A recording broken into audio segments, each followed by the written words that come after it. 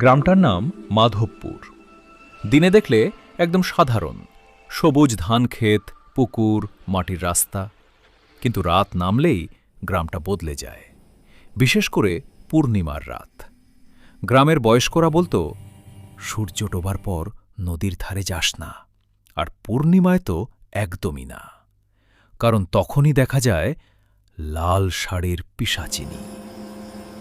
প্রায় ৩০ বছর আগে এই গ্রামেই থাকত এক মেয়ে, মাধুরী। নতুন বউ, লাল শাড়ি পরতেই ভালোবাসত। তার বিয়ের দিনেই গভীর রাতে তাকে দেখা গিয়েছিল নদীর ধারে শেষবার। পরদিন সকালে নদী থেকে ভেসে উঠেছিল তার লাশ। কিন্তু সমস্যা শুরু হয় তার ১ মাস পরে। পূর্ণিমার রাতে এক মাঝি নদীর ধারে দাঁড়িয়েছিল। হঠাৎ পিছন থেকে একটা মেয়ের কণ্ঠ, দাদা, একটু সাহায্য করবেন? মাঝি ঘুরে তাকাতেই দেখেছিল লাল শাড়ি, লম্বা চুল, মুখটা অসাধারণ সুন্দর। সে এগোতেই বুঝেছিল মেয়েটার পা নেই, শাড়ির নিচে শুধু অন্ধকার। পরদিন সেই মাঝির লাশ পাওয়া গিয়েছিল নদীতে। তারপর একে একে আরও।